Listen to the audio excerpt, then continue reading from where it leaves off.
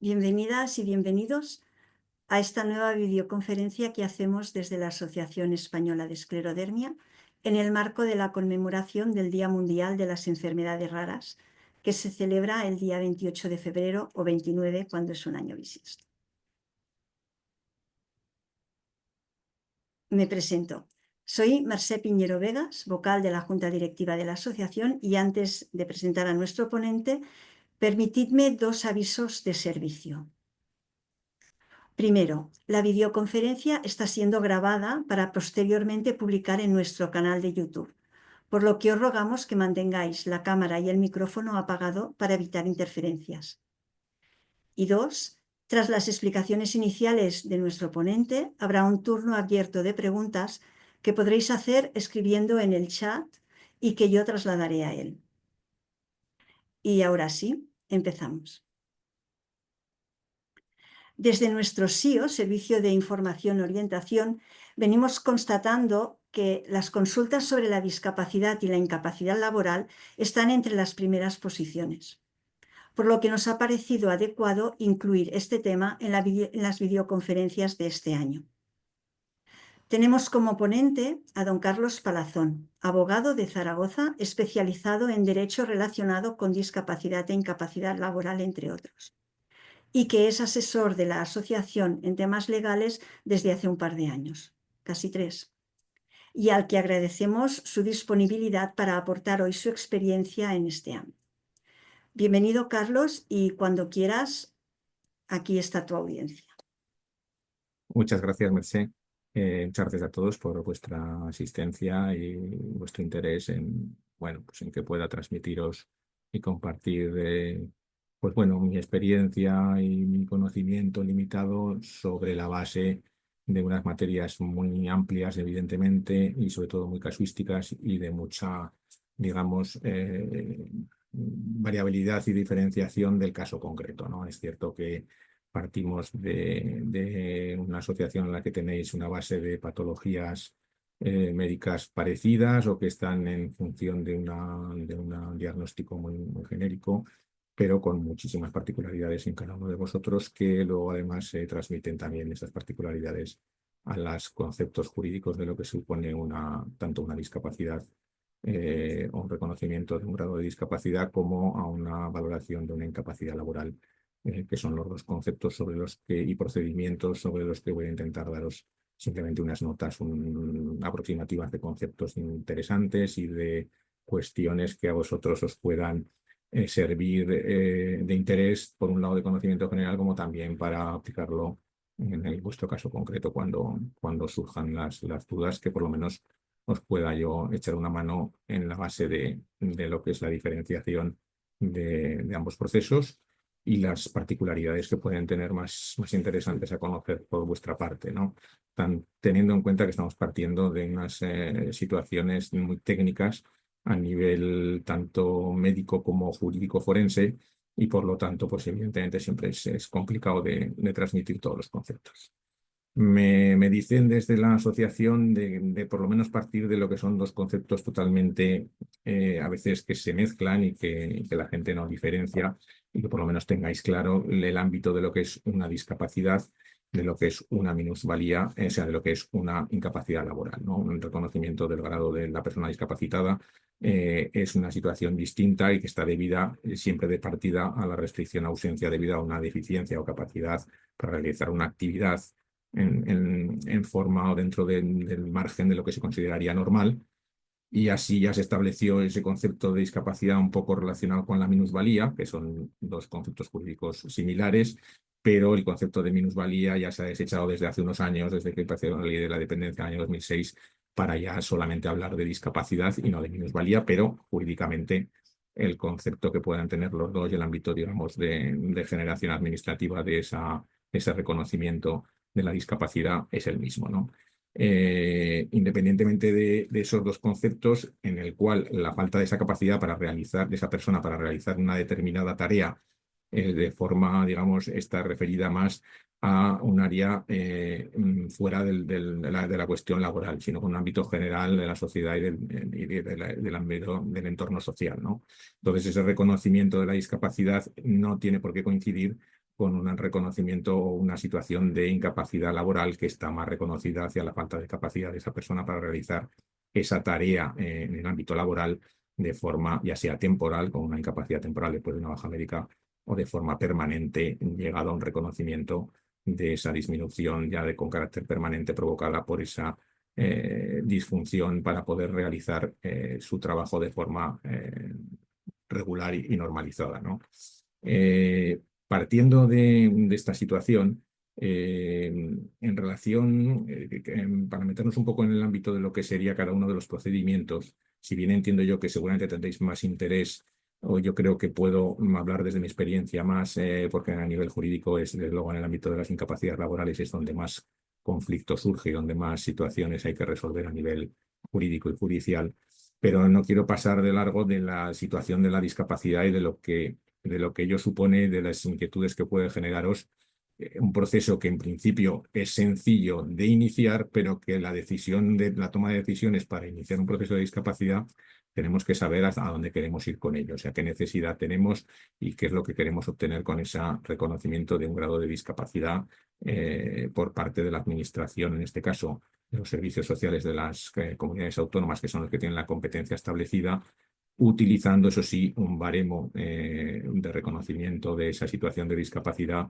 que está en una normativa de grado estatal, en un decreto del año 2022, en el que se establece el procedimiento para el reconocimiento, la declaración y la calificación de ese grado de discapacidad en relación a unos baremos que están en los anexos que recoge, en anexos muy técnicos y muy complicados de ámbito técnico-médico y de diagnósticos médicos y de definiciones médicas complejas, ¿no? En este sentido, es un procedimiento que se está empezando con ese baremo, digamos, después de haber estado utilizando un baremo anterior, que seguramente muchos de vosotros que tengáis reconocidas algún grado de discapacidad será anterior a la utilización de este baremo, y era uno que se utilizaba ya desde el año 99 y que en esta nueva normativa que entró en vigor a finales del 23, pues ya se está empezando a utilizar el baremo, digamos, nuevo. Es sencillo, digamos, entre comillas, el iniciar el trámite, porque realmente hay unos impresos en cada comunidad autónoma y sus servicios sociales a la hora de rellenar estas solicitudes de discapacidad, en las cuales tú ya puedes aportar la información médica de inicio que consideres oportuna en el diagnóstico de tus enfermedades y de tu cuadro clínico completo, lo más completo posible. También es cierto que como son comunidades autónomas y son servicios sociales de esa propia comunidad autónoma los que van a relacionarse con los servicios públicos de salud y la historia clínica que allí mismo tienen acceso en ese expediente de la situación de discapacidad, del reconocimiento futuro y valoración de ese grado de discapacidad que se está solicitando, pues evidentemente tiene una interacción con los propios servicios públicos sanitarios. Son comunidades autónomas y evidentemente una de las cuestiones que muchas veces nos planteamos es cuánto mejor o peor están cada una de las comunidades autónomas preparadas para que, a pesar de utilizar un baremo de ámbito estatal a la hora de calificar esa posible discapacidad, que tiene unas baremaciones técnicas, ya digo, bastante complejas, es cierto que cada comunidad autónoma puede tener las distintas dificultades y vicisitudes a la hora de tramitar ese procedimiento en función de los recursos que establezcan al respecto y de los propios funcionamientos más o menos normales o anormales de los servicios públicos de salud que están interaccionados con estas situaciones para tener un diagnóstico completo, ¿no? Yo en esta materia lo que sí que quiero indicaros es que es importante advertir cuándo puede ser el momento o no de pedir una situación de grado de discapacidad en función de las necesidades que te van a reportar ese reconocimiento, porque al fin y al cabo es un reconocimiento administrativo con ciertas, efectivamente, bonificaciones a nivel fiscal y de social, y a nivel incluso, pues eso, ya en los ámbitos de las administraciones locales, cuando tú ya tienes reconocido una discapacidad, pues te pueden reportar ciertas bonificaciones y beneficios, pero realmente hay que pensar también, sobre todo si estás todavía en el ámbito del trabajo y trabajando, cuánto puede interaccionar este reconocimiento de un grado de discapacidad con la posibilidad de solicitar en un momento determinado una incapacidad laboral que sí que va a llevar aparejada una prestación económica evidentemente mucho más importante y que pues, si fuese de carácter permanente, pues evidentemente sería una incapacidad a futuro con una prestación regular.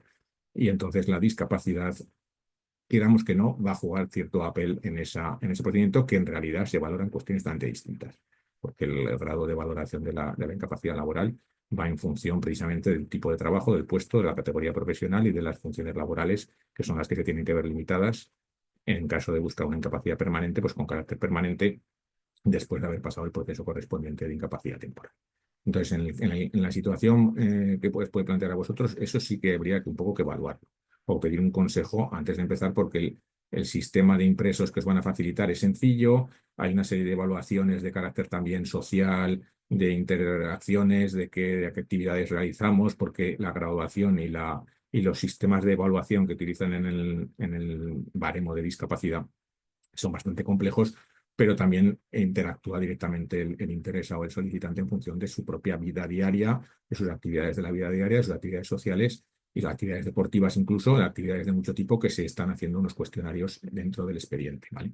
Pero evidentemente la base va a ser la determinación de las enfermedades y las patologías que se tienen, y estas patologías, además, en ese baremo que digo que es muy complejo, muy técnico, vamos a necesitar, si queremos hacerlo de forma muy concienzuda, a lo mejor el apoyo o la consulta con un perito médico de carácter médico forense, que pueda, digamos, orientarnos en relación con ese baremo tan complejo y con por supuesto, con nuestros informes médicos. Entonces, primero, una buena recopilación de informes médicos de especialistas y de tu historia clínica. Si creemos que es importante, pues a lo mejor es mejor esperar al momento en el que tengamos esos informes evaluados por este perito médico o por un experto que nos diga que efectivamente él considera que se puede, digamos, obtener un grado de discapacidad en función de lo que queramos obtener. Evidentemente, para tener un grado de discapacidad de cierto reconocimiento, debemos llegar al 33%, que es el que se está reconociendo a partir de ahí a efectos de una situación de discapacidad que nos pueda dar mayores beneficios, ¿no? Ese sería, digamos, el ámbito hasta el 33, luego del 33 al 65 nos moveríamos ya con una discapacidad que nos puede dar el juego para obtener ciertos beneficios. También a nivel de reconocimiento laboral, con la empresa también le va a generar la posible contratación de un discapacitado como tal, a efectos de la persona discapacitada con ese grado, y ya con más de 65%, evidentemente, ya optamos a beneficios y bonificaciones fiscales, que va a depender ya de cada administración la que nos reporte esa situación con ese reconocimiento, la que nos dé lugar a poder optar a esos beneficios. Pero de por sí no nos tiene por qué dar nada más. O sea, no va a ser objeto de una prestación especial, salvo casos en los que no haya habido cotización suficiente y nos vayamos a algún tipo de prestación no contributiva, en la cual sí que el grado de discapacidad tendríamos que partir ya creo que de en torno al 65% para arriba, para poder hablar de eso junto con otros factores económicos familiares que se tendrían. Por eso digo que a efectos prestacionales no es, digamos, definitiva el reconocimiento de una discapacidad con mayor o menor grado, pero sí puede ser importante para pelear después o al mismo tiempo una situación de incapacidad laboral que podamos en esos momentos de forma permanente, como incapacidad laboral permanente, plantear. Entonces, a estos efectos, sí que voy a intentar daros un poco lo que sería el criterio, el concepto de lo que es la incapacidad permanente en la propia ley de la seguridad social, para que veáis un poco cómo está, digamos, definida, y para que partamos de ahí para ver cómo podemos evolucionar en ese procedimiento de incapacidad. Para terminar un poco, un poco lo que es el procedimiento de discapacidad, es muy sencillo: es presentación de las solicitudes. Si acompañamos la información médica, estupendo, de inicio, mejor, con todos los informes en la mejor manera posible descritos y con a mejor asesoramiento previo para saber hacia dónde vamos, ¿no? Luego sí que son procedimientos que tardan mucho, en cada comunidad autónoma llevarán sus tiempos, lo que hablábamos antes, no funcionarán todas de la misma manera.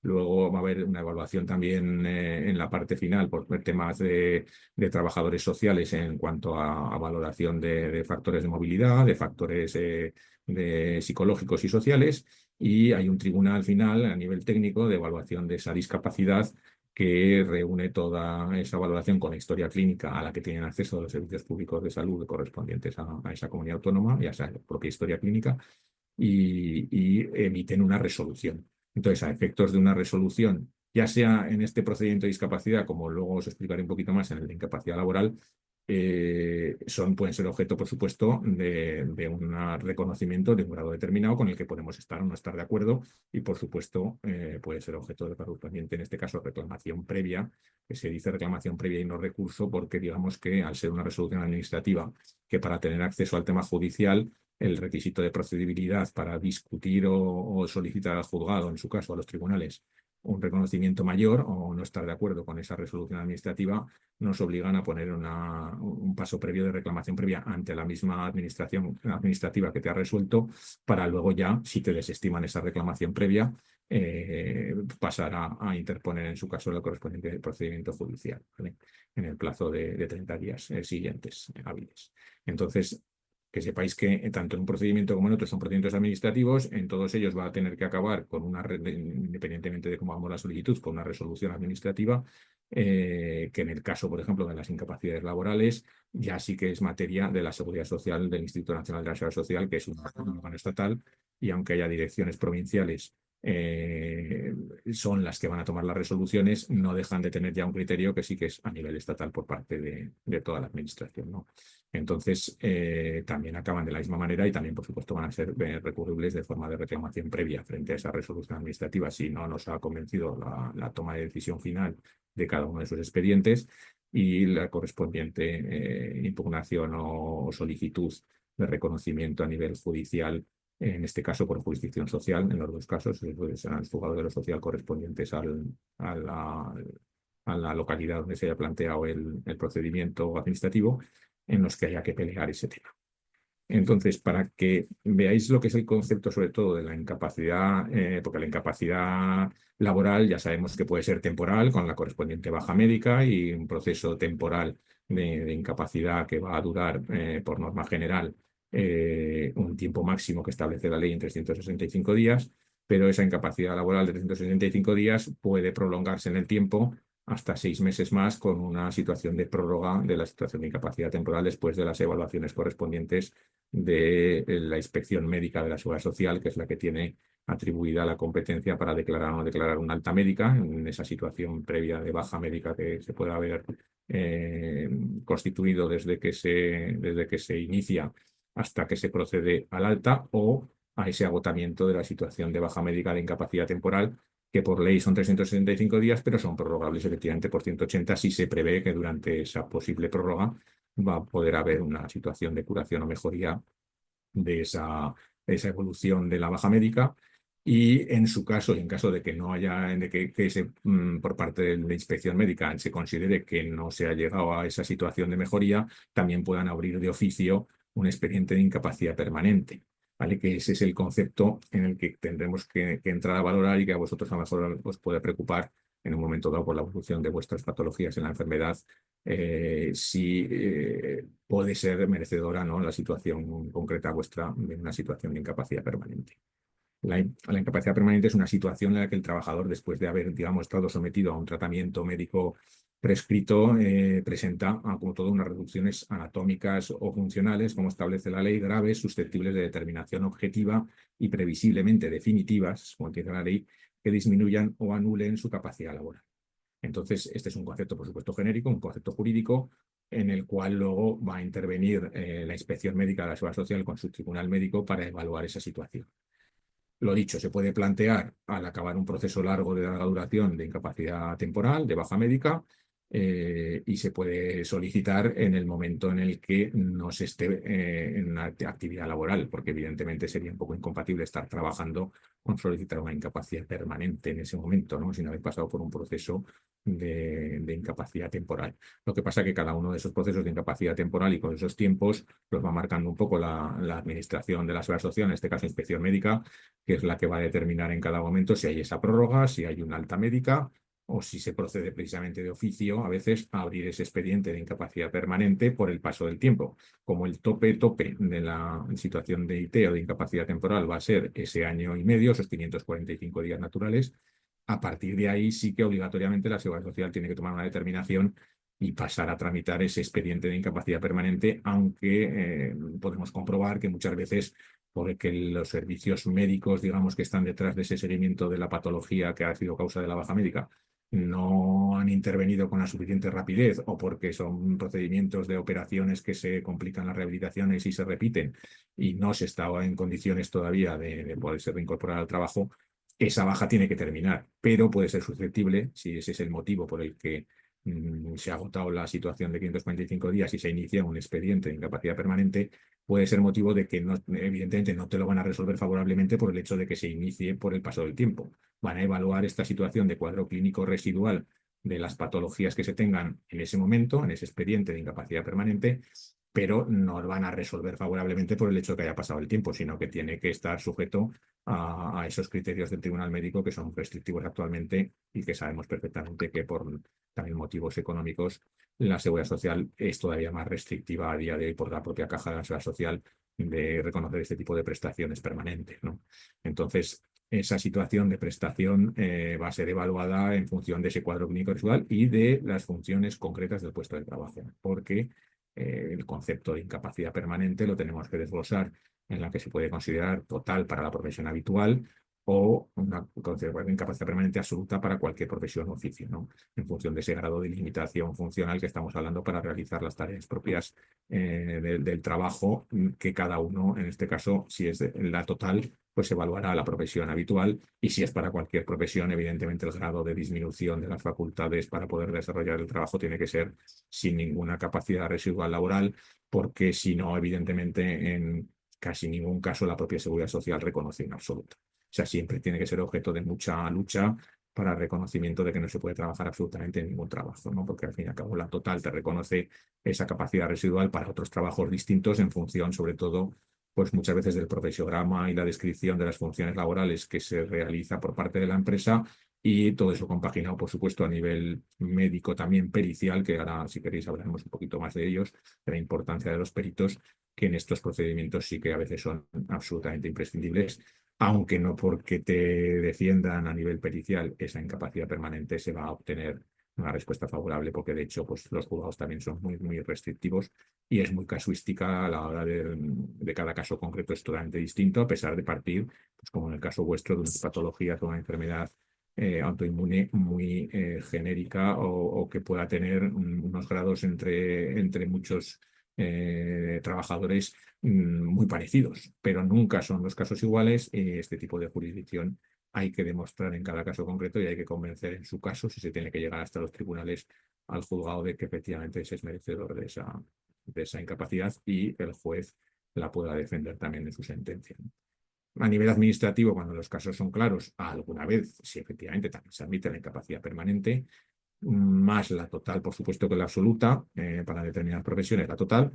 Y bueno, pues a la hora de, claro, la diferencia principal evidentemente es económica. Ya sabéis que la incapacidad permanente total pues, se calcula sobre una base reguladora también de complejo cálculo de los últimos años cotizados, principalmente de los 8 últimos, para la incapacidad permanente son los que, en función de unas ecuaciones de los 2 últimos y los 6 anteriores, pues de cotización se suele tener en cuenta a la hora de determinar cuál va a ser la base reguladora y el porcentaje final que se va a aplicar sobre esa base reguladora en una incapacidad permanente total.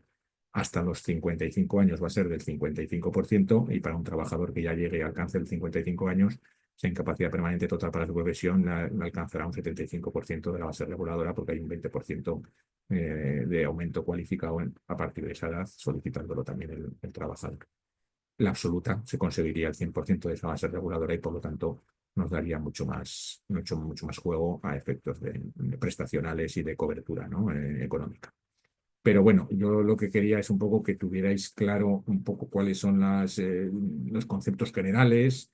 Aquí hay que tener en cuenta en la cuestión laboral la importancia de lo que es la profesión habitual, qué categoría profesional se tiene para esa profesión habitual y que durante el proceso de la incapacidad temporal, que generalmente va a llevar a conducirnos en su apartado final a una posibilidad, en caso de que las patologías y su grado de diagnóstico y de evolución marquen una limitación que pueda ser de forma permanente, pues entonces ya orientarlo eso con una buena prueba médica, porque al final todo lo que podamos hacer nosotros a la hora de defender esa situación va a estar basado siempre en prueba documental médica siempre con prioridad porque sea prueba de los servicios públicos más que de la privada, que no deja de ser igualmente una prueba médica valorable y también debe estimarse si está bien defendida.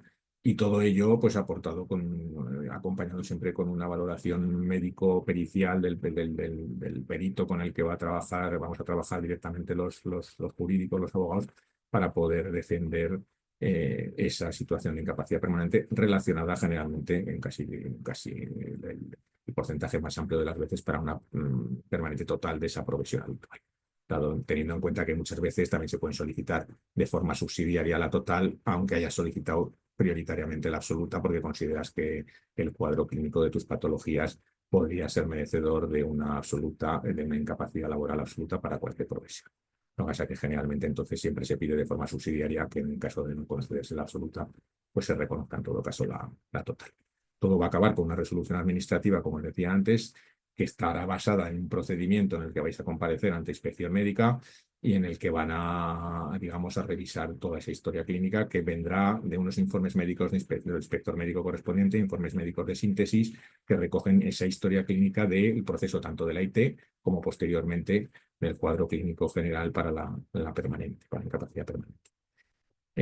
Hay un dictamen propuesta por parte de ese tribunal y una resolución administrativa por parte de la Dirección General correspondiente, de la Dirección Provincial correspondiente del Instituto Nacional de la Seguridad Social, que es la que va a poder ser objeto de correspondiente recurso, o si hay un reconocimiento, en ese mismo se hace ese reconocimiento por parte de la Seguridad Social respecto a ese trabajador en relación con ese derecho prestacional que supone reconocerle su situación de incapacidad permanente. No sé si me estoy extendiendo mucho, me gustaría que intervinierais o que me digas algo, Mercè, a ver si puedo ir yo Hola. situando alguna cuestión más específica o orientar alguna respuesta. ¿Vale? Sí, mira, sobre lo que a mí me ha quedado bastante claro, pero ha habido un momento en el que has comentado que cuando pides la discapacidad o la incapacidad, cualquiera de las dos cosas, hay que presentar una serie de documentación, ¿no? ¿Qué tipo de documentos tenemos que presentar y quién nos tiene que proporcionar estos documentos? Aquí tenemos el problema siempre, vamos a ver, con la discapacidad, en teoría, como es comunidades autónomas y el servicio público sanitario con tu cuadro, con tu historial clínico, y tienen acceso directo, porque tú como en todo ahora, haces un impreso en el que firmas tu autorización para la consulta de determinadas bases de datos, en este caso. Yo creo que aquí sí que es medio obligatorio porque tú estás en la discapacidad, estás haciendo un análisis de cuáles son tus patologías concretas, ¿no? Tus patologías médicas que te van a recoger dentro de ese cuadro de valoración, de ese baremo, y que para poder hacer eso, aunque sean los servicios, generalmente los servicios sociales de cada comunidad autónoma los que van a tomar esa decisión final de ese expediente para reconocer o no la discapacidad, ya te digo que están relacionados directamente con los servicios públicos de esa misma comunidad autónoma. Entonces, como es la misma administración autonómica, en principio ese acceso directo a tu historia clínica lo tienen, pero no nos tenemos que fiar de que nosotros en el inicio de ese expediente presentemos más cosas e incluso, sobre todo a lo mejor antes de presentarlo, solicitar una cita previa allí para que te informen. Lo que pasa es que la información va a ser también muy genérica, pues van a decir, sí, pues usted puede solicitar esto, yo le explico, estos son los impresos. Yo me muevo aquí en la Comunidad Autónoma de Aragón, aquí en Zaragoza, y hay varios impresos y hay incluso un formulario para una especie de encuesta para que, bueno, pues para que tengan una evaluación también luego de la cuestión social o la afectación que puede tener en tu vida diaria, no solamente por las patologías médicas, sino por también qué tipo de vida llevas tú, porque en principio cada uno puede tener una afectación un poco distinta en función de a lo que se dedique o cuáles sean sus actividades de ocio incluso y sus actividades generales de la vida diaria. Entonces, hay también esas encuestas, y eso las puedes presentar con la solicitud inicial porque te las van a ofrecer allí, en teoría, te las van a dar, pero no obstante, te van a decir muchas veces que no hace falta que presente informes, que esto los tenemos aquí. Yo soy partidario de generar antes, saber perfectamente qué es lo que tengo en mi historia clínica con los informes más importantes, sobre todo en un caso como las enfermedades vuestras, necesitamos de todos los especialistas que han podido intervenir en el cuadro concreto de la esclerodermia en todas sus Vale. variantes, pues buenos informes médicos. Yo me gusta aportarlos porque luego ese expediente administrativo se está generando con lo que tú aportas y lo que una luego la administración. Lo que pasa es que muchas veces, como no tenemos un acceso directo al interesado al expediente administrativo hasta el final, cuando luego tiene que pedir una copia, si va a poner un recurso, y además con lo que cuesta todo y todo nos obligan con citas previas o telemáticamente con relacionarnos con la administración, lo ideal evidentemente es previamente hacer una recopilación de esos informes o aportar copias. Ahí no pasa nada por aportar copias porque al fin y al cabo son de administraciones públicas, con lo cual no van a poner en duda lo que se esté aportando, salvo que fuese algo muy poco riguroso. Pero si son informes claramente propios de los servicios públicos, pues es aportar todo eso, buscando que el cuadro clínico al final siempre se tiene que buscar no dejarnos nada, porque hay veces que la gente dice, no, yo esto lo pasé, pero ya no tengo nada. Bueno, vamos a ver con la médico de familia, que hagan una recopilación un poco de tu historia clínica, de tus patologías que hayas tenido y lo que está más o menos activo. Evidentemente, se valoran las situaciones de cuadro clínico activo, pero que hay enfermedades o patologías que se han pasado, pero que te han dejado cierta secuela o cierta situación que hay que tener en cuenta y por lo tanto, cuanto más completo sea, más recursos vas a tener luego por parte de los especialistas para sobre todo si estás buscando un grado de discapacidad que alcance una situación mínima para algún tipo de objetivo que tú estés previendo, que estamos hablando pues a veces con el tema laboral con el 33%, pero para acceso, digamos, al mercado laboral, esto de la discapacidad es buscando, digamos, ese reconocimiento que te pueda dar ciertos beneficios, ¿no? Entonces, eso igual, ese objetivo hay que tenerlo claro antes, porque muchas veces siempre se recomienda, no, pues pídelo que no pasa nada, tal, pero luego, sobre todo en el ámbito de los que están trabajando y que tal, si te dan un grado de discapacidad que no has podido revisar bien la información médica que tienes o la que consta en tu historial, y a lo mejor te faltaban ciertas pruebas, estás en una fase de evolución de la enfermedad que va a más, pero que te faltan cosas, entonces es mejor esperar todo el diagnóstico completo, todas las pruebas diagnósticas y entonces pedirlo después, porque es que si no te estás ya un poco limitando el resultado, que luego, pues claro, estos procedimientos son revisables al cabo de 2 años, cuando has acabado de hacer una solicitud de, por ejemplo, de discapacidad, pero bueno, mejor es que no te quedes corto porque luego a lo mejor vas a iniciar un proceso porque estás mal para tu trabajo y tu profesión habitual y resulta que tienes un grado de discapacidad que no llega, por ejemplo, a ese 33%, ¿no? Porque lo has iniciado anteriormente. Pues hay veces que es mejor no pedirlo si no vas a tener un objetivo claro que ponerte a ello, ¿eh? Pero Y bueno. en el caso de la incapacidad, también los informes médicos tienen que ser lo más detallados posible, entiendo, pero como es la seguridad social, ellos ya tienen todos estos informes o también es necesario. No, vamos a ver, la seguridad social lo que tiene es convenio a efectos de acceder a tu historial clínico, pero la seguridad social, cuando hablamos siempre de que la seguridad social no es como antes cuando existía un Ministerio de Salud y digamos que todo era, ahora son servicios públicos de la comunidad autónoma. Lo que pasa es que nosotros siempre llamamos seguridad social, cuando vamos al médico de la seguridad social, realmente es del servicio público de tu comunidad autónoma, de salud. Entonces, sí que tienen acceso a la historia clínica de ese servicio público, pero lo dicho, hay muchas patologías y más ahora que tenemos muchos seguros privados y hay gente que tiene, además de la atención, digamos, pública del servicio público de salud, tiene también pruebas diagnósticas que se ha hecho por su cuenta a través de estos seguros privados o de pago y que también, hombre, son evidentemente informes médicos, no son informes que se está inventando nadie ni que estén hechos solamente para favorecer. Pero es cierto que a la hora de evaluar estos informes, sobre todo a nivel judicial, no le van a dar la misma fuerza al informe público-privado, al informe privado de un especialista que al informe del especialista público que se supone que, entre comillas, no tiene interés en ese procedimiento Vale, posterior, en este caso de la incapacidad.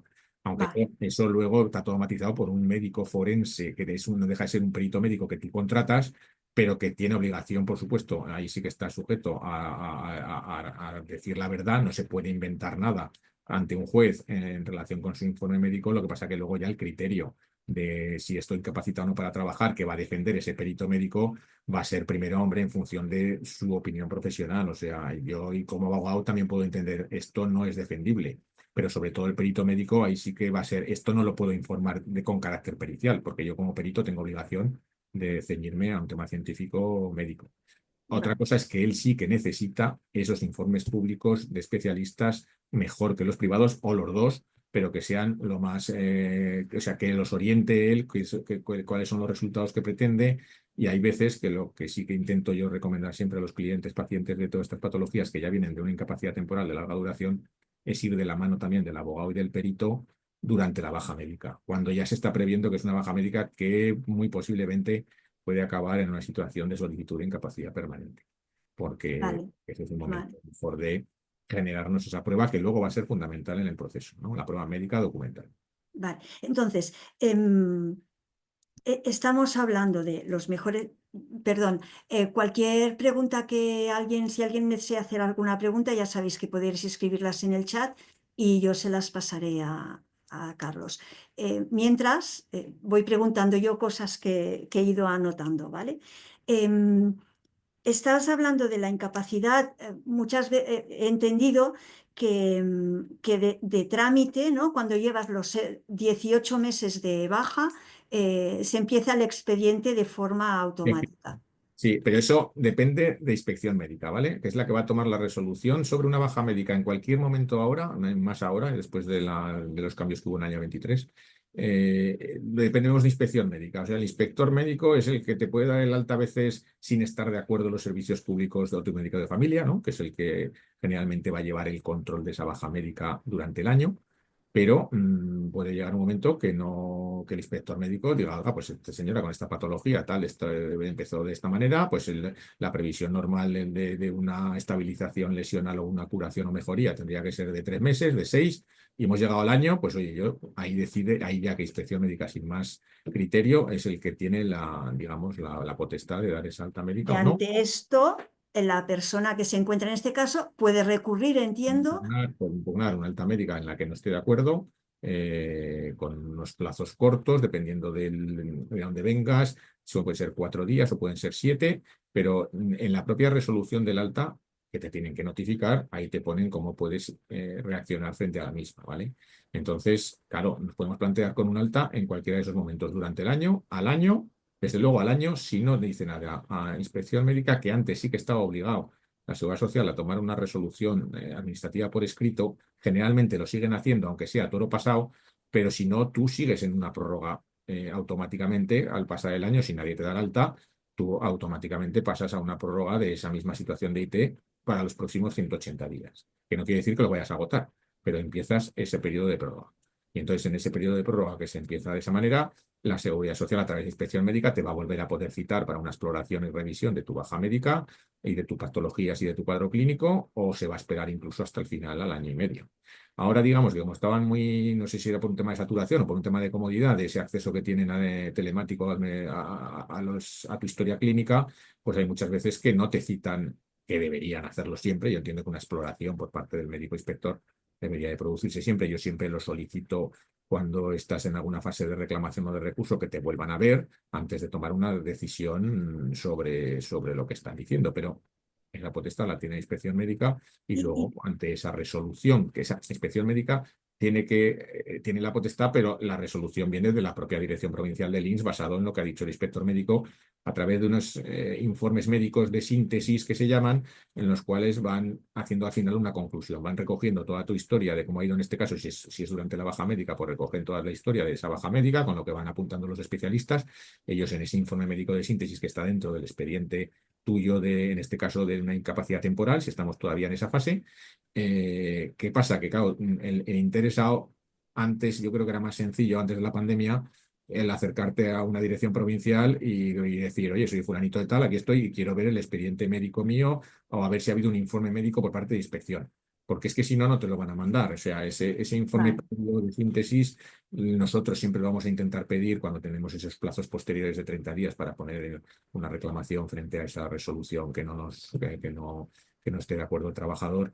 Siempre intentábamos, antes era más fácil Sí, conseguirlo en ese plazo, ahora tienes que pedirlo con un escrito en registro y a ver si te lo mandan, porque si no, muchas veces al no tenerlo te está faltando un elemento probatorio que además es derecho tuyo, que no dejas de un informe médico sobre tuyo, aunque forme parte evidentemente del expediente a efectos de custodia, pero tenés derecho a tener una copia. Entonces, vale. claro, Entonces, perdona, es que creo que nos extendemos demasiado en esto y quería ir un poquito más al grano en el sentido de que, por ejemplo, una compañera nos escribe, eh, llevo desde el 12 de marzo, hará 2 años que estoy de baja y sigo esperando a que me citen la inspección para tramitar una incapacidad permanente.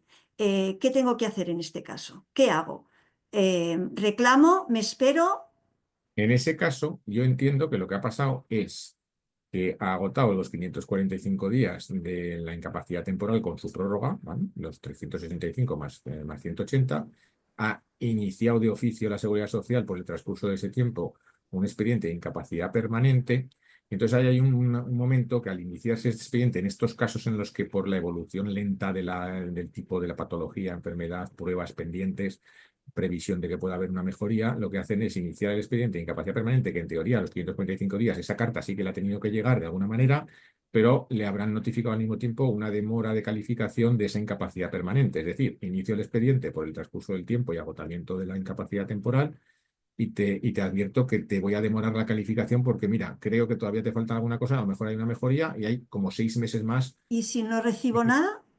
Y si no dicen nada, la situación sigue, al haberse iniciado un expediente de incapacidad permanente, hasta que no se resuelve el expediente de incapacidad permanente, tú estás en una situación a efectos económicos de prórroga de la incapacidad temporal.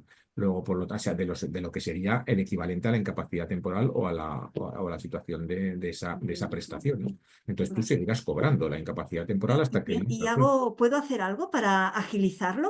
O sea, reclamo. Más allá de insistir en algo, pero hombre, es que ahí no les conviene tampoco a la Seguridad Social alargarlo eso mucho más, porque al Ya, llegar a ese momento, vale, lo que suelen hacer es resolver. Yo creo que ahí sí, que si está justo en 2 años, le tiene que estar por llegar la resolución.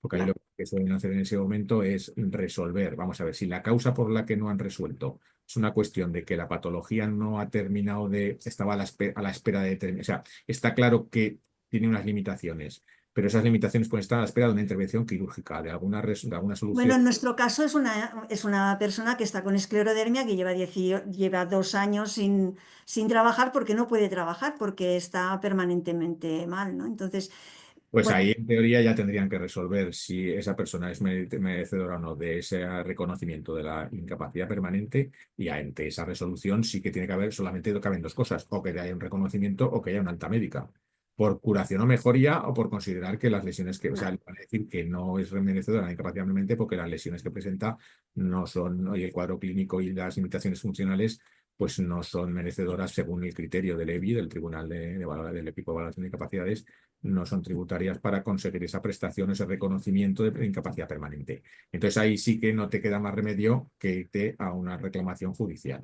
¿Qué pasa? vale, Que, entre tanto, ese efecto de la denegación de la incapacidad permanente es que ya dejas de tener la prestación de incapacidad temporal y pasas a ser una alta médica. Es el equivalente a un alta. Entonces, vale. claro, ahí pueden pasar dos cosas: que si realmente ven que es que no es exactamente claro, es que ahí siempre es casuística de cada. Más que nada, la pregunta no es tanto qué es lo que va a pasar o qué está pasando, sino qué hago yo. La cuestión es, me busco un abogado y reclamo.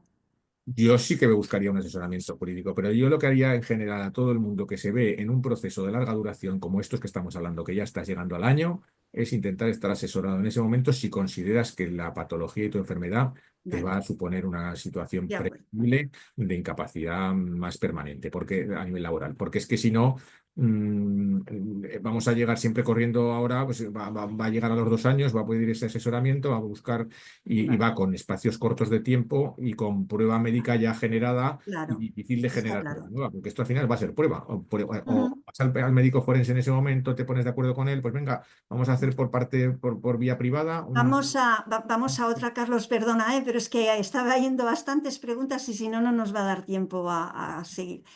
Mira, una compañera nos dice, soy autónoma y en un proceso de una incapacidad. En estas circunstancias, siendo autónoma, ¿tengo que seguir pagando los autónomos o podría dejar de pagarlo? Siendo autónoma, yo entiendo que sigue pagando prestación.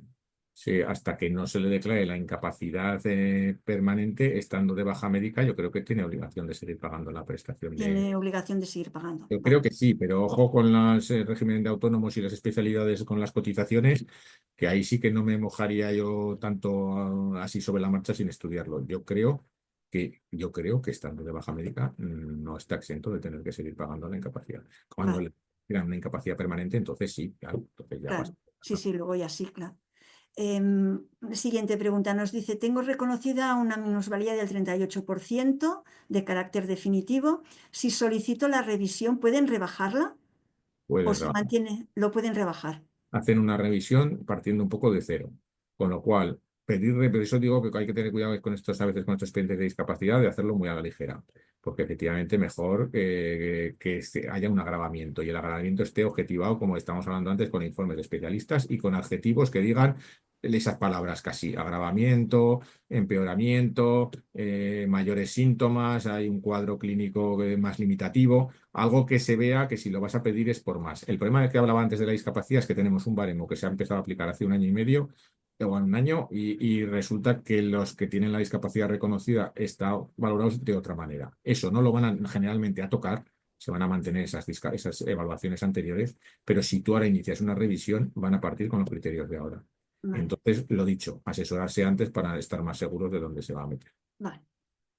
Otra pregunta más. Nos dicen, si te dan una incapacidad permanente y llevas 22 años trabajando de forma indefinida, ¿puedes solicitar un cambio en el puesto de trabajo adaptado a tus limitaciones si es un trabajo como un hospital o así? ¿O tienes que buscarte otro puesto de trabajo? A ver, pero está hablando habiéndole reconocido la incapacidad permanente, ¿eh? Sí, Vamos a ver, tú lo que tendrás que... entiendo que debe ser le han debido reconocer una total, con Vale. lo cual puedes seguir trabajando, Pero podrías seguir en trabajando en otra el profesión. A mismo ver, esto hay que hospital. también bastante cuidado. Yo ahí sí que consulta directa a la posibilidad de un trabajo nuevo, a la Seguridad Social, al INS, al que te haya reconocido, al que te esté pagando y reconociendo la prestación de incapacidad permanente eh, para esa profesión. No vaya a ser que por la similitud o la equivalencia de funciones laborales, esa total te impida realizar ese nuevo trabajo que tú mismo vas a ver si te supone más o menos restrictivo para lo tuyo. Hombre, evidentemente, el que tengas reconocida esa situación, y además es posible que alguna discapacidad, si buscas otro trabajo que sea compatible, pero siempre informar previamente a la Seguridad Social y que dé un poco la autorización o el visto bueno ¿Y de... cómo se pregunta la seguridad social? ¿A través de tu médico, yendo a las oficinas de la seguridad social? Yo creo que eso es oficina de seguridad social, cita previa para eso o incluso comunicación telemática. Es que, claro, la seguridad social es una de las administraciones que más informatizada está y más dificultad estamos teniendo en los últimos años de una cita presencial. También puedes pedir cita telefónica y un poco te van a explicar cómo es el proceso, pero hay unos impresos que creo que están específicamente también para eso, dentro de la página web oficial de la seguridad social, pero Vale, siempre informar e incluso pedir un poco respuesta positiva para no meternos a darnos de alta en otro trabajo que pueda tener una incompatibilidad o que nos pueda hacer una revisión de la prestación, ¿no? De la incapacidad vale, total. vale. Perfecto. Mira, ahora hay una pregunta que dice, estoy en el paro, ¿puedo pedir la incapacidad? Y relacionada con esta otra que he visto en otras ocasiones que nos comentan, es no estoy de baja, ¿vale? No estoy de baja por lo que sea, pero no puedo trabajar. Bueno, quiero pedir la incapacidad. ¿Es posible hacerlo esto?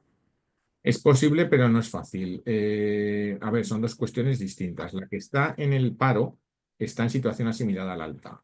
Entonces, estando en desempleo, tú puedes pedir perfectamente con esa situación asimilada al alta y a lo mejor revisar un poco las bases de cotización que tienen, porque, claro, una incapacidad permanente contributiva va a depender de unos requisitos previos de cotización en el mayor parte de los casos, y más cuando es por enfermedad común, que no es por un accidente de trabajo ni por enfermedad profesional ni nada de esto. Entonces, cuando es por enfermedad común sí que hay que tener unas cotizaciones previas, pero la situación de estar en el paro o en prestación de desempleo es asimilada a la situación de alta, ¿no? De seguridad social, con lo cual van a tener en cuenta los periodos de cotización previos y tu edad laboral, y en función de los requisitos que se requieran de cotización, si los cumple, lo puede solicitar en función de la patología que tenga, aunque incluso no esté en baja médica.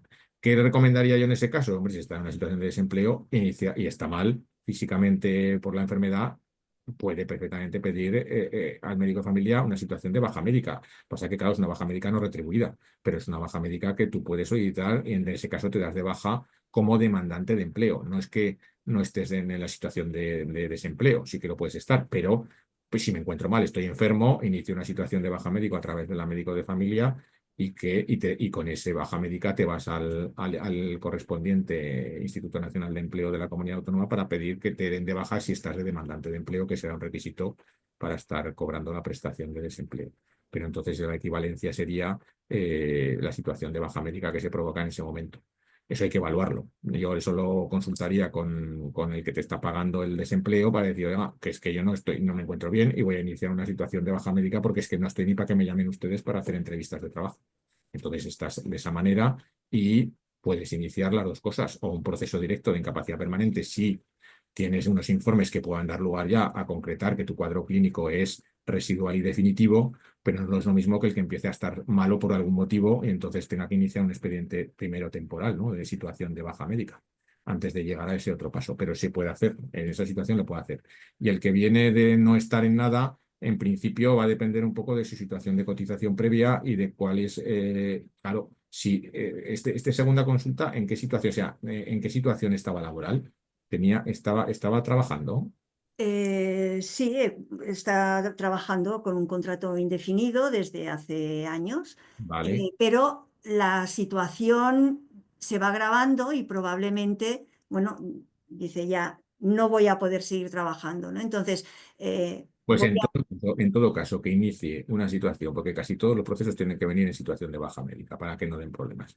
Yo iniciaría una situación de baja médica, por lo menos de un cierto tiempo, aunque sea corto, y vale, estando de baja médica, instar una solicitud, si consideran sus especialistas que como es un proceso ya muy antiguo y que tampoco da más de sí la situación de la evolución de la enfermedad, más allá de que le haya limitado, intentar solicitar entonces la incapacidad permanente. Pero siempre va a estar muy supeditado a que no ha habido procesos de larga duración de incapacidad temporal previos. Y eso a la hora de resolver ese expediente de incapacidad permanente que quiere plantear ese trabajador que está en situación de alta, no le va de alta laboral casi, aunque inicie uno de baja y a continuación lo pida, no tiene unos requisitos previos de baja que a lo mejor sean bien evaluados por parte del tribunal, ¿vale? Porque claro, no ha pasado por un proceso de intentar una mejoría o una curación de esa enfermedad. Entonces, por eso sí que, a no ser que me digas, ahora estoy de alta, pero he pasado X procesos durante estos últimos 5 años de bajas médicas importantes y ahora estoy aquí otra vez y al final voy a pedir la incapacidad permanente. Vale, lo puedes hacer. Pero yo sí que lo que sí que entiendo que no puede estar trabajando en alta en el momento de pedir la prestación, o sea, la situación del vale, expediente de incapacidad permanente, que coja una baja y estando de baja vale. lo pida, pero, Vale. pero no de... En los dos casos estamos en lo mismo. Es lo mejor que lo que se puede hacer mejor es solicitar la baja al médico de manera de estar en una situación de baja para empezar en los trámites de Sí, la para que sea un poco incapacidad. consecuente con lo que tú vas a pedir después, que va a Vale, ser que es que no puedo trabajar, ¿vale? Pues primero voy a partir del requisito principal, que es que estoy de baja médica, es que no estoy vale, bien, que no puedo. Y luego ya te podrán decir, no, pero es que es temporal, usted se puede mejorar. Claro, por eso muchas veces, si inicia muy rápido el de incapacidad permanente, pueden ir por ahí. Pero claro, usted tiene un proceso temporal, todavía no me vale, está usted haciendo valorar que esto vaya a ser de un carácter permanente, porque al final la incapacidad permanente tiene que tener esas patologías un grado que no permitan una mejoría a nivel médico, ¿vale? Médico. vale, de acuerdo. Mira, otra compañera pregunta, si te otorgan una incapacidad permanente total, ¿puede ser reversible? Es decir, ¿puedes solicitar una revisión por mejoría? Por mejoría, Sí. sí, lo puedes ¿Y en solicitar. una absoluta también puedes pedirla? De hecho, vamos a ver, de hecho la seguridad social casi nunca la da con carácter definitivo. Casi nunca. Algunas veces ya es claro que no hay determinados diagnósticos y criterios que así lo hacen. Pero es que en realidad, incluso por ley, siempre es revisable por parte de, sobre todo, la seguridad social.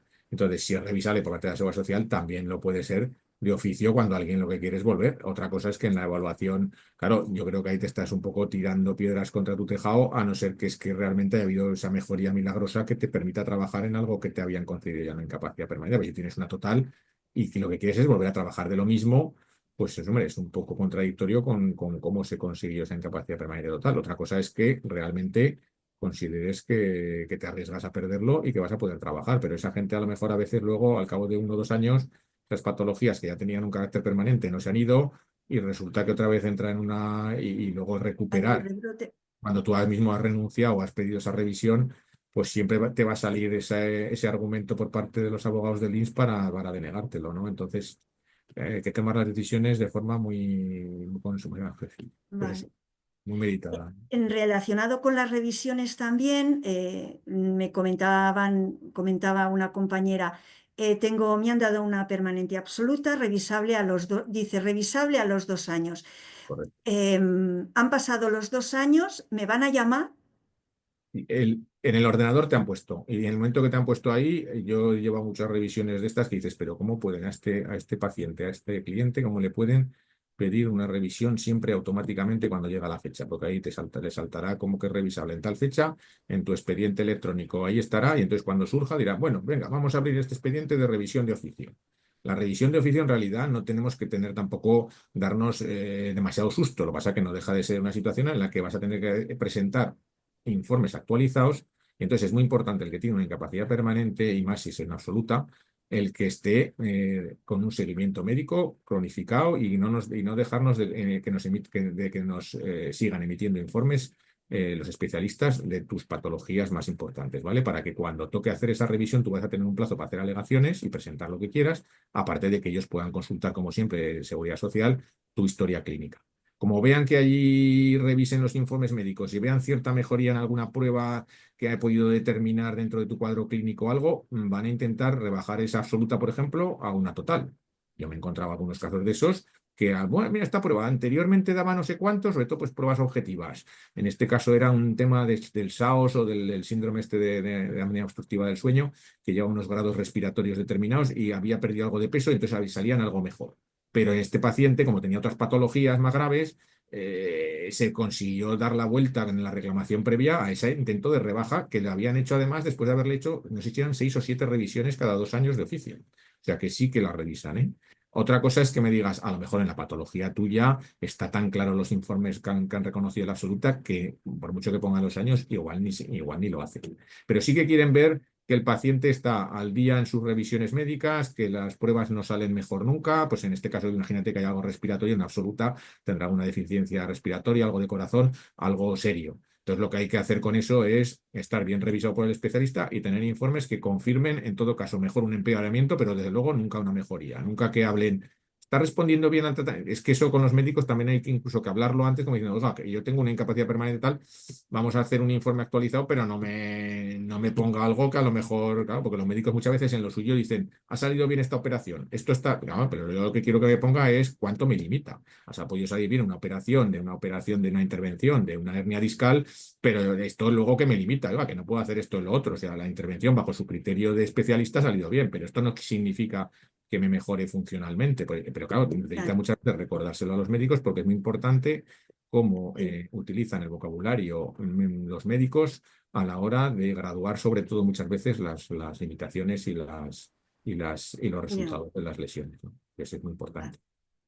Vale, mira, aquí hay una otra compañera que nos dice, estuve de baja un año, agoté los 545 días, el INS me dio el alta, me incorporaron a trabajar y en mi empresa no me han adaptado el puesto de trabajo. Basándome en que el INS me ha dado el alta y no me ha puesto ninguna adaptación, ellas tampoco. El servicio de vigilancia, Ujú. eh, Le ponen que es apto con alguna finalmente limitación. me tuvieron que dar de baja otra vez y ahora consta en el informe que me lo han dado por mi enfermedad esclerodermia y sigo de baja. Lo tengo reclamado en el juzgado y tengo reclamada la adaptación. Estoy pendiente de que me llamen a juicio. Pero tiene reclamada la baja médica que se le han denegado, la nueva, o una incapacidad. No, tiene... Es que yo creo que ahí en ese caso igual ha cogido una nueva baja médica por la misma enfermedad y no se la han aceptado después de esos 545 días por parte de Inspección Médica de la Seguridad Social, que ha dicho, como usted ya ha estado tratada anteriormente durante esos 545 días de esta misma patología, ese es el problema que tenemos. Una de las cuestiones que surgen aquí son esos famosos 180 días que hay por parte de Inspección Médica después de una baja de larga duración, ya sea de un año o de año y medio, para que sean ellos mismos los que te den el visto bueno o no a una nueva baja médica. Vale, Entonces, está con lo de igual o similar patología. Lo que pasa es que comenta que sí porque el motivo de la segunda baja es otro, diferente de la primera. y lo han aceptado como Y lo esto. han aceptado y por tanto está Entonces de ahí te dan baja. como un año más con esa nueva baja médica, un año de posible previsión, bueno, de máxima duración de esa baja médica nueva, si ha sido dentro de los 180 días posteriores al alta anterior de los 545. Entonces ahí está en un proceso nuevo, pero lo que no entiendo entonces, ahora porque dice que se lo han denegado y que le han denegado. O sea, ha habido un momento que le han No, dado. le denegaron la primera cuando estaba con la primera baja. A ver, Vale. lo vuelvo a leer. Agotó los 545 y le dieron de alta. Ha cogido una segunda que sí que se la han aceptado. Sí, esta vez por otra enfermedad y lo que reclamó. es la adaptación al puesto de trabajo. Vale, que lo que está todavía por ver es si le... Vale, vale. Es Sí, que eso y va a depender mucho de la empresa. A las empresas les apretan bastante también en teoría para que puedan adaptar los puestos de trabajo, porque además eso le interesa a la Seguridad Social para que no haya lugar a tener claro, que acabar con una incapacidad permanente si realmente la limitación no te permitía mantenerte en el puesto anterior. Lo que pasa es que no es por puesto de trabajo, es por categoría profesional o profesión. Entonces vale. eso es, a veces no te lo encuadran dentro de tu concreto puesto de trabajo en la empresa tuya, ¿no? Sino en tu categoría profesional y las funciones de tu categoría profesional que pueden estar según convenios, según unos cuadros de valoración que tiene de profesiones, ¿no? La Seguridad Social, que las utiliza mucho, hay unos códigos. A ver, el problema que tienes ahí es que el servicio público o sea, el servicio de salud de la empresa, cuando tienes una baja de larga duración de un año, año y medio, te tiene que valorar tu aptitud. Y sí, claro, el problema es que siempre, en vez de mojarse y decir no está apto para volver a trabajar, dicen está apto pero con limitaciones, entonces, claro, te Sí, intentan readaptar y que te no sé qué y te recomiendan no sé cuántos. Pero al final, casi a veces tienes que saber, tienes que valorar si es mejor que te digan que no eres apto y entonces. Claro, y en función de si no eres apto, en teoría tú puedes pelear con más fuerza la incapacidad permanente, porque te están diciendo los servicios de salud y de riesgos laborales de la empresa que no puedes trabajar, pero son servicios médicos. Luego, hombre, eso sería luego un apartado más probatorio para defender una incapacidad permanente. Pero como no se ha ya. lanzado a pedir la incapacidad permanente, sino que ahora está en este proceso, pues que siga adelante. Vuelve a estar de baja. Entonces, me comenta, tendrá que incluir algo en la reclamación o en los informes. El problema de eso es que yo ahí lo que no sé la empresa cuánto le puedes presionar para que le reconozcan eso o en su caso, claro, ya le digo, es un argumento para pelear la incapacidad permanente en ese caso frente al INS. Pero Claro, claro, si el proceso en el que está es frente a la decisión de la empresa de que dicen que no hay forma de adaptar el puesto de trabajo, eso es un tema más de derecho laboral, ¿no? De frente a la vale. empresa. Es más un tema de condiciones de trabajo y adaptarlos al mismo e intentar buscar el obligarle a que le adapten el puesto. Pero claro, la empresa no sé hasta qué punto tiene obligaciones, dependiendo del tipo de empresa, el tamaño que tenga y posibilidad de que tenga medios económicos suficientes para readaptar ese puesto de trabajo. Ahí hay una serie de limitaciones que son más de normativa laboral que de seguridad social. Pero claro que lo intente, evidentemente, claro. A ver qué pasa. Vale. Bea nos comenta que está a la espera de la resolución del tribunal médico, que ha pasado el tribunal médico esta semana y está a la espera de la resolución. Dice, en el caso de que no esté de acuerdo con lo que me digan, ¿puedo hacer yo misma la reclamación o necesito que un abogado lo tramite? A ver, esto de la necesidad del abogado, yo siempre digo lo mismo. No es que lo necesites, es que es lo conveniente. Una reclamación previa, que es obligatoria para luego poder proceder frente al juzgado, o sea, ella va a tener, podemos suponer, una resolución denegatoria de su solicitud. Esa resolución es administrativa. Para poner el recurso, con que lo firme ella la reclamación previa, con que firme ella ese escrito de alegaciones de reclamación previa, es suficiente para darle ese trámite de procedibilidad. Pero el contenido de esa reclamación previa sí que forma parte directa del procedimiento judicial que luego va a tener que iniciar con una demanda. Entonces, hacerlo eso sin estar ya asesorada tanto de abogado como para que el abogado se pueda poner en contacto con un perito de su confianza, un perito médico, que ya orienten un poco qué posibilidades hay en frente a esa resolución a nivel también médico-pericial, el momento a lo mejor de la consulta yo lo adelantaría. Deseable que el mismo abogado que hace las alegaciones de esa reclamación previa sea el que le lleve luego la demanda judicial, que muchas veces yo en estos casos prefiero hacer una reclamación previa más trabajada y ya más defendible para que ya esté incorporada al expediente que luego va a ser la base fundamental de la demanda. Obligatorio no es, preceptivo no es, lo puede firmar ella, pero ella que va a hacer unas alegaciones muy poco técnicas, muy poco Ya, sobre todo que no va a estar, si no está asesorada por perito, aún menos. Porque ahí casi sería más importante saber cuál va a ser la opinión luego de defender esa posible incapacidad permanente luego con un perito. Entonces, ahí sí se compagina con los dos, abogado y el abogado con perito, para tomar una decisión. Incluso, a lo mejor no para que se lo haga, pero decir, "Oiga, voy a consultarle, a ver qué opina usted y qué me recomienda. Y ya luego que decida. ¿Mm? vale, muy bien. Pues nada, bueno, Vanessa comenta que los peritos judiciales hacen muy buenos informes. Sí, Bueno, están acostumbrados a esto, ¿no? están acostumbrados, evidentemente, sí. Claro, y Ese criterio también, para nosotros es casi lo más importante. Es decir, yo a nivel técnico jurídico puedo defender todo, pero sé que lo que es defendible va a depender de que el perito realmente me diga, a mí me dice, Carlos, yo esto creo que sí que es defendible. También me va a decir, ya te digo que a nivel actual los tribunales en este tipo de este tipo de patologías y de limitaciones a día de hoy están muy restrictivos, o sea que posibilidades tenemos pocas. Defendible lo veo, o sea, cuando el perito lo cree, bajo su criterio médico legal, que ese trabajador con esas patologías se puede defender un informe de incapacidad permanente, te lo va a decir. Si es un perito honesto, que hay que intentar buscar sobre todo una orientación primera para tomar esa decisión y luego ya ponerte de acuerdo en sus honorarios o en lo que es, porque efectivamente son informes muy trabajados, muy técnicos y que luego lo importante son que con esos informes el abogado es el que se lanza en el juicio a poder defender eso. Entonces, ese perito va a ser la clave de convencer o no convencer al juez a veces pues, de esa solicitud y de esa defensa pericial del resto de prueba, que a veces el perito, por muy bueno que sea, si no tiene una prueba documentada médica de tanto diagnósticas como pruebas de imagen y de especialistas, pues no se lo puede inventar. Evidentemente, se Vale. basa sobre todo en lo que han informado los especialistas. ¿Vale?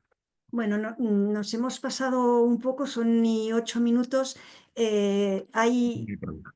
Hay dos preguntas más que están ya hechas. Si te parece, hacemos estas dos y ya lo dejamos, ¿vale? Em, Mira, la primera es, dice, soy auxiliar de enfermería y tengo el puesto adaptado.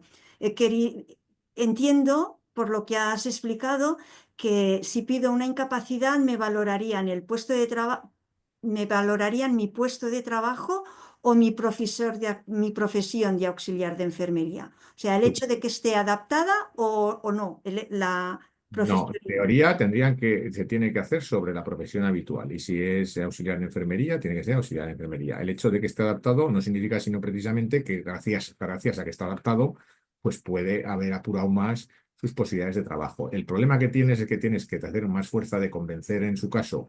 En una solicitud de prestación de este tipo, tendrás que convencer primero a la administración, que siempre va a decir que no a todo este tipo de prestaciones, sobre todo últimamente, pero luego tienes que convencer al juez de que ha habido un empeoramiento que te ha llevado a que ni siquiera con el puesto adaptado, o sea, tienes que hacer un esfuerzo probatorio un poco mayor, aunque realmente la evaluación sobre la categoría profesional es auxiliar de enfermería, no de un puesto adaptado. Pasa que tú además vas a decir, o el perito te va a defender y va a decir, pues mira, esta persona tiene estas patologías y le suponen esta limitación funcional, pim, pam, pum, pum. Para auxiliar de enfermería, que hay que relacionarlo siempre con la profesión, pues sus funciones principales serían estas, levantamiento de pesos, pues yo qué sé, manejo de determinadas sustancias o determinadas materiales.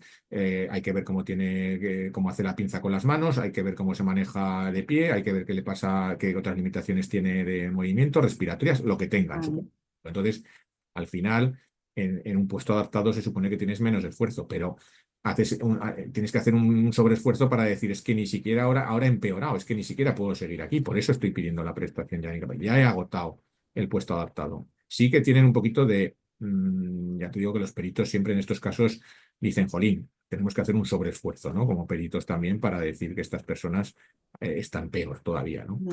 Porque tienen un puesto adaptado, pero realmente la incapacidad es un reconocimiento sobre la categoría profesional, de De auxiliar. acuerdo, muy bien. Y una última dice, yo quería la permanente, no acabo de entender la pregunta, pero dice, yo quería la permanente, pero el perito quiere ir a por la total. ¿Puedo decidir yo? Yo entiendo Y se refiere al absoluto. que se refiere que ella quiere la absoluta y La el... permanente son las dos, pero una es total y otra es absoluta. Entonces, claro, y el perito, el que le defiende, ¿la total o la absoluta? La total, ¿no? Aquí dice la total. Claro, vamos a ver, ir en contra de lo que el perito, así, como profesional, cree que es tributaria ella, es complicado. Sí que es cierto que yo como abogado a veces me encuentro con que, por la experiencia, dices, hombre, vamos a hacerlo así, vamos a pedir la absoluta y subsidiariamente la total, pero claro, el perito te dice, pero es que yo, como yo a mí mismo no voy a Ya, saber defender bien esta absoluta a nivel pericial porque no me la creo, o no la considero defendible, pues entonces, claro, ya él te está adelantando un poco el criterio. Y como al final tú como abogado y como procedimiento judicial el propio interesado necesita de esa prueba, si ese perito no defiende la absoluta, pedirla me parece un poco absurdo. Es echar, bueno, pues decir, no, el perito me dice esto, pero claro, pero me baso en otros informes médicos de mi cuadro, de mi historia clínica, que me dice a lo mejor el especialista tal, pero el especialista no es el que evalúa su capacidad laboral, ¿vale? El especialista te dice qué es lo que no puedes hacer de la mejor manera posible a nivel médico. Cuanto más claro sea y más contundente, mejor. Pero no te puede decir que eres tributario de una incapacidad permanente laboral, Vale, que no es entonces, en este caso, necesitaría buscar un una perito sentencia. que esté de acuerdo con su Claro. percepción de que necesita la absoluta y no la total. Claro, pero buscar un perito a la carta también es como, o un Ya, abogado a la carta, al final es, ¿qué es lo que quiero que me digan? Pues hombre, sí, hay veces que si tú te quieres pedir eso, no te queda más remedio que buscar a alguien que te lo quiera defender, que lo va a encontrar, ¿eh? Tanto en el ámbito del abogado como en el ámbito del perito, porque siempre va a encontrar a alguien que se lo defienda. A mí, si me lo piden defender, yo siempre le voy a advertir, yo te voy a defender esto porque tú me lo estás pidiendo, pero que sepas que yo creo que el criterio no puede ser, porque lo que es defendible en este caso es lo que nos vaya a decir en este ya, caso el perito, ¿no? Lo que no vaya a vale. decir el perito médico. Claro. Bueno, y luego otra pregunta, es que el gobierno con el último baremo de discapacidad incorporó que las personas con una discapacidad reconocida con una incapacidad reconocida no, discapacidad reconocida superior al 65% durante ciertos años, a partir de los 52 podía pedir la jubilación anticipada. ¿Sabes a lo que me refiero? Pues no lo tengo tan estudiado, pero sí me suena Yo no que sé si son eh, 52 o 55. los Si 55, tienes, que no lo sé, pero el 65% sí que efectivamente tiene, pero lo que no sé eso cómo lo van a aplicar, como es una situación que tiene que alargarse en el tiempo y no sé si tiene que ser bajo el nuevo baremo, no sé exactamente cómo habrá que intentarlo. Lo que pasa que es cierto, por eso hablaba antes yo de los procedimientos de discapacidad, cuando tú tienes un grado alto reconocido de discapacidad, te va a ayudar. No significa que una discapacidad del 65% que no está evaluando tu puesto de trabajo concreto o tu capacidad laboral general para una absoluta, mm, por muy alta que sea el grado de discapacidad, que lo es, un 65% ya es un grado alto, no te determina para nada que te puedan conceder la incapacidad laboral, que la van a volver a evaluar. Entonces, si hay una norma expresa que te permite a lo mejor pedirlo, pero yo no sé si hasta qué punto, yo creo que no hay una equivalencia para conseguir automáticamente con ese grado de no, discapacidad. lo que hay es, la chica comenta, he podido leer ciertas informaciones por internet de que se tiene interés de que el gobierno incluya la esclerodermia dentro de la lista actual de enfermedades reconocidas para poder acceder a la prestación por jubilación anticipada a partir de los 52 años.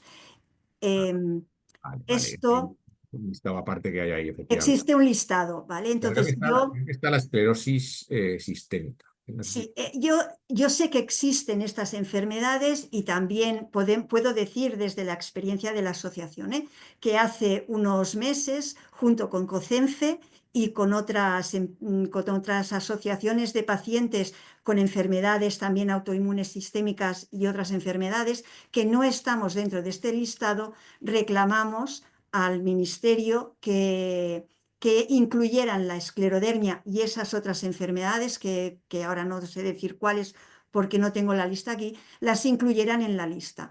El ministerio contestó que lo estudiarían, pero todavía no hay resolución, con lo cual no estamos en la lista. Alguien pregunta, ¿estamos en la lista? No, no estamos en la lista. Hoy por hoy no puede ser, eh, y no es, pero se ha hecho la solicitud, ¿vale? Y entonces, bueno, pues cuando haya una resolución, y sepamos la resolución, pues obviamente lo comunicaremos a toda la comunidad de pacientes de esclerodermia para que lo sepan, si se da el caso de que lo aprueban, ¿vale? Pero todavía no está aprobado, está en trámite. Y entiendo que tú de esto no No, tenías noticia, ¿verdad? no. Pero eso que comentas del 65% con la discapacidad sí que es algo que me suena, que bueno, aparte de la no contributiva, porque si tú no tienes derecho a una prestación contributiva y alcanzas o superas el grado de 65%, es cuando puedes valorar en función de tus circunstancias personales. Ahí sí que es cierto que la no contributiva es una prestación muy pequeña.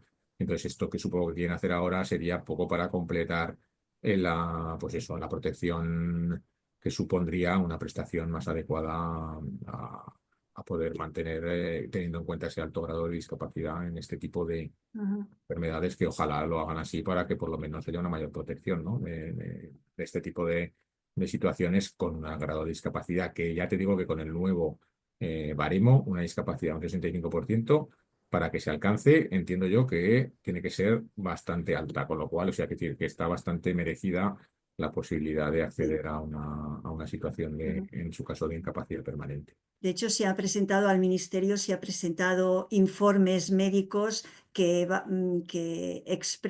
explicitan la pérdida de capacidades de los pacientes y cómo baja, cómo disminuye la esperanza de vida. Claro, y Entonces, además, y con la edad la capacidad de acceso laboral también, a lo exacto, de 52 o exacto. 55, lo que hayan establecido. Y Pues se está pendiente. habrá que estudiarlo, a ver si hacen alguna Sí, regulación específica o no sacan algún reglamento o decreto que lo deje eso claramente dicho, para estar al tanto y poderlo informar, evidentemente, a todos los que vayan a poder llegar a esa posible situación. Habrá sí, que bueno, estar. pues en eso estamos esperando y en cuanto sepamos algo, pues bueno, hay quien comenta que podríamos lanzar una campaña en Change.org para presionar al Estado. Bueno, animo a quien quiera o pueda, pues que lo haga, si quieren y saben hacerlo, bueno, podemos ver qué se puede hacer. Y ya está, no hay más preguntas. Muchas gracias, Carlos, por tu claridad y por tus Es explicaciones. muy claro porque al final se te escapan siempre términos que a veces y explicaciones que a veces son un poco. eh, Bueno, pero yo creo que hemos aclarado algunas cosas y estoy convencida que la charla ha servido a mucha gente. Al final hay que Em, ir al caso concreto. Es cierto que no podemos nunca establecer una absoluta similitud de algo que valga para todos, porque muchas veces va a depender mucho de detalles que a lo mejor no conoces en una consulta muy genérica y que hablando un poquito más de rato a nivel personal con el paciente o el interesado, pues te pueden aclarar mucho más las cosas y enfocarlo mejor, ¿no? Porque al final necesitas una cosa para tu caso concreto, un enfoque, pero sí que necesitas tener unos conocimientos genéricos para por lo menos tener una claro. información para dar esos pasos y darlos lo mejor posible, lo Claro. más informado. Desde la asociación, para los que estáis conectados a nuestros socios, ofrecemos una consultoría con profesionales, con Carlos en este caso, a través de la asociación, a la que podéis acceder a esa consultoría previa a cualquier trámite posterior. Bueno, es una de uno de los servicios que ofrece la Asociación Española de Esclerodermia junto con el Servicio de Atención Psicológica y el Servicio de Información y Orientación a todos nuestros socios. Eh, pues nada, esto es ya lo sabéis, aquellos que sois socios podéis disponer de esta consultoría gratuita. Y hasta aquí la videoconferencia, que espero que hayamos resuelto algunas dudas y cumplido las expectativas de todos los que os habéis conectado. Y nada, para finalizar, quiero agradecer a Martiño Suárez y a FENAE, que están por aquí escondidos y nos han ayudado con toda la parte técnica de esta videoconferencia, y a todos vosotros y Carlos, por supuesto, por vuestra atención. Espero que os haya resultado de interés y os invito a participar en la próxima videoconferencia, que será la semana que viene, el día 26, eh, sobre inmunidad y anticuerpos que tienen que ver con la esclerodermia. En breve, mañana mismo, encontraréis los enlaces para poder registraros a la videoconferencia en nuestras redes y los socios lo recibirán por correo electrónico. Pues nada, muchas gracias a todos y nos vemos la semana que viene. Gracias.